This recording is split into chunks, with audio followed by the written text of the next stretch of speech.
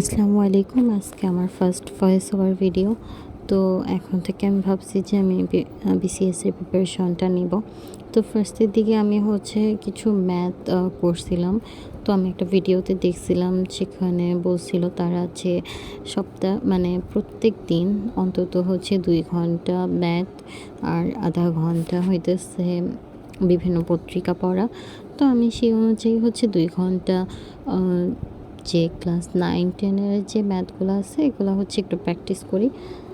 তো বাসায় আপাতত কন্টিনিউ করতেছি, যেহেতু আমি এখনও পড়াশোনা করতেছি, আমার অনার্স এখনও কমপ্লিট হয় নাই।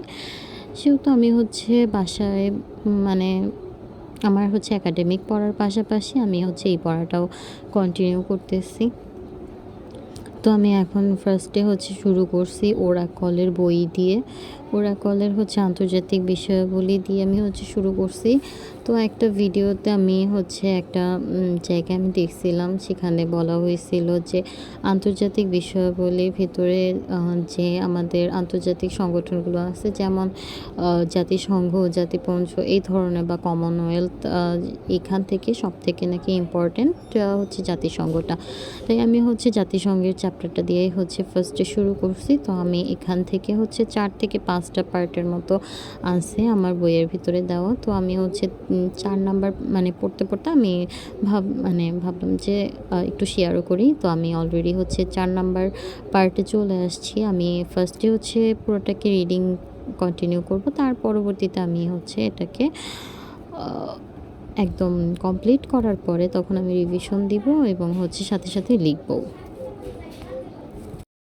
শূন্য থেকে বিসিএস এর প্রিপারেশন এটা বলা যায়, কারণ আমার এই সম্পর্কে কোনো নলেজ নাই বলেই চলে। যতটুকু আমি জানতে পারছি তাই ভিডিও দেখি।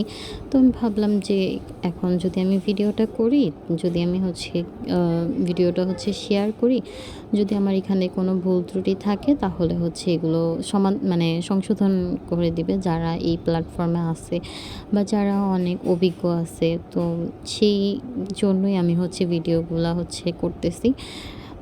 যদি অনেক ভুল কিছু থাকে, যদি ভুল থাকে, তাহলে যারা সিনিয়র আছে, যারা জানে, আমি তো তেমন এখনও আইডিয়াটা এত নাই।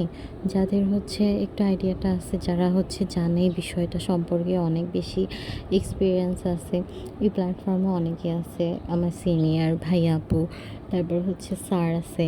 তো ওনারা আমাকে বিষয়টা একটু ভুল থাকলে তো ভুলটা সংশোধন করে দিবে।